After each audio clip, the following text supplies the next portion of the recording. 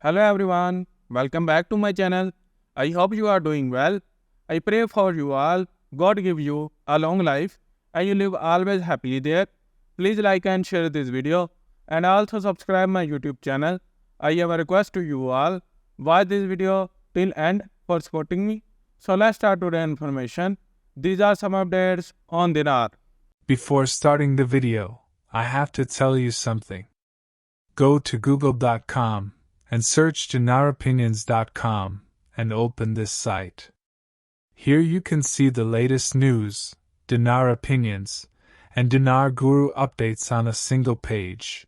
So visit this site for more information. Tensions are soaring in Iraq following the reported death of Hezbollah leader Hassan Nasrallah.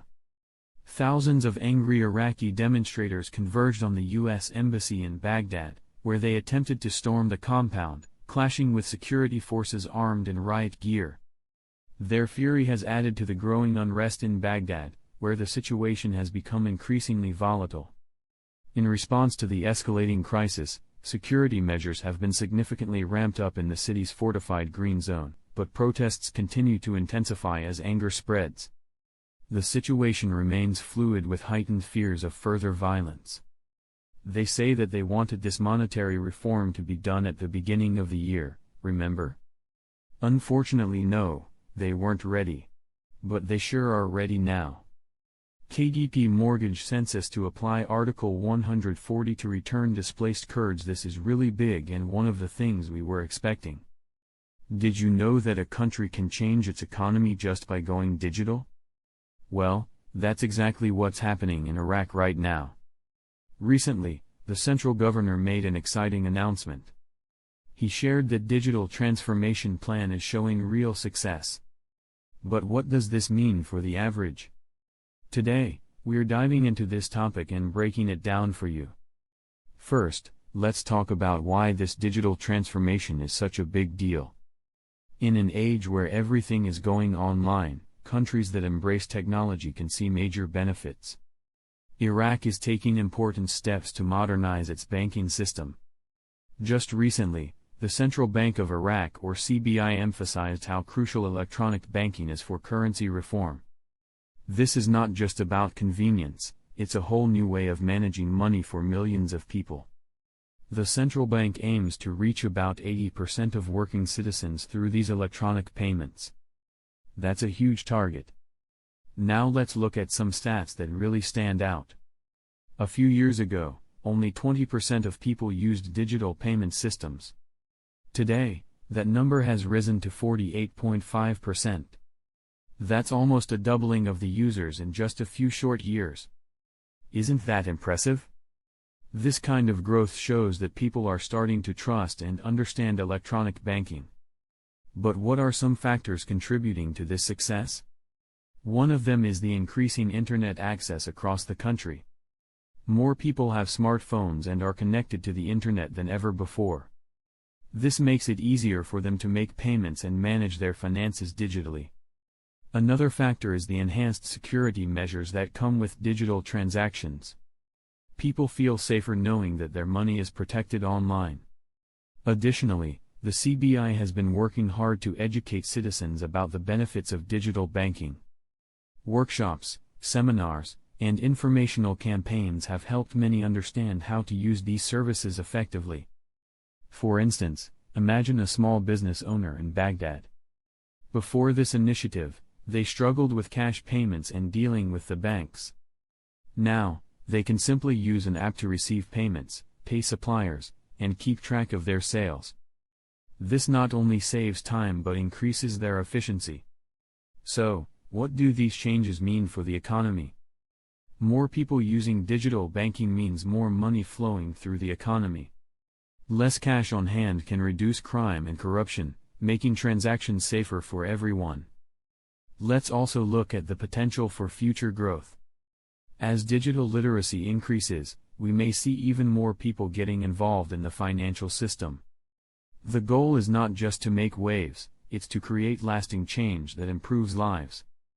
Moreover, businesses can easily expand their services to a wider audience using online tools. This means new job opportunities and economic growth. But, it's essential to acknowledge that there are challenges ahead. Some rural areas still struggle with internet access, which limits their participation. The central bank has to keep working to ensure that everyone can benefit from these changes, not just those in urban centers. This leads us to a vital question: how can citizens support this digital shift? Well, folks, you can start by using these digital payment methods yourself. Share your experiences with friends and family to encourage them to join in. The more people use electronic payments, the stronger the system will become. Also, let's not forget to give feedback to banks and digital payment providers. Your input can help them make improvements and cater better to community needs. In conclusion, Iraq's digital transformation is an exciting journey that promises many benefits for its citizens. The success so far is encouraging, with electronic payment participation nearly doubling in a few years. Let's start by taking a closer look at the monetary reform. So, first things first, why was this reform important? The country has faced economic challenges for years. Everyone was hoping for a significant change to boost the economy. But when the new year rolled around, there was no sign of this reform. Instead, people were left disappointed. Critics questioned whether the government was really prepared. Fast forward to today, and there's chatter that the time has finally come.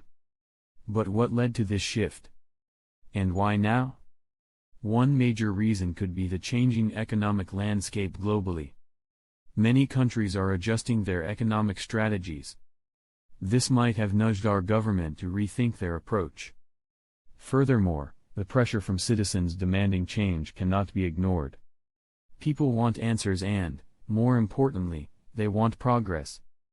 Now let's transition to a monumental development concerning Article 140. What's the buzz about KDP proposing a census? For those who might not know, Article 140 is crucial. It addresses the demographic changes caused by past conflicts. The plan aims to bring back displaced Kurds to their original land. This move could be a significant step towards justice and stability. It's important to understand the history behind this issue. For years, many Kurds have been displaced due to political and social unrest. Returning to their homes has been a long and difficult journey for many. The census could pave the way for these individuals to reclaim their rights and properties. But there are challenges ahead. There are different perspectives on how this should be handled. Some worry about the logistics of such a large-scale operation. Who will be responsible for conducting the census? And how will it ensure that everyone is treated fairly? As we think about the implications of these developments, let's consider the potential outcomes. If successful, this could lead to a more stable and harmonious society. But what happens if things take a turn for the worse? The stakes are certainly high, and this topic is not just political, it's deeply personal for many. Now, let's take a step back and talk about public reactions. People across social media are buzzing with opinions. Some are hopeful, seeing this as a chance for recovery.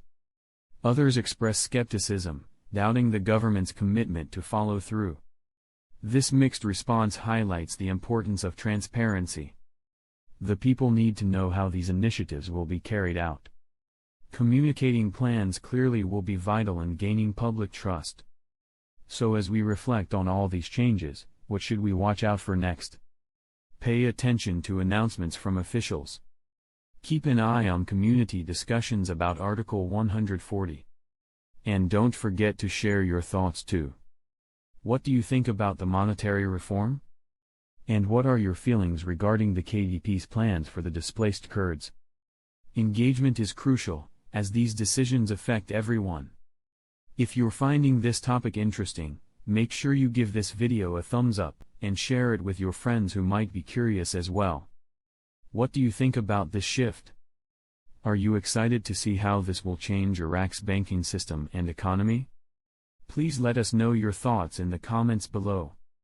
If you found this video informative, don't forget to like and share it with others who might be interested. Stay tuned for more updates on Iraq's digital economy and other exciting topics coming up. Thanks for watching, and see you next time.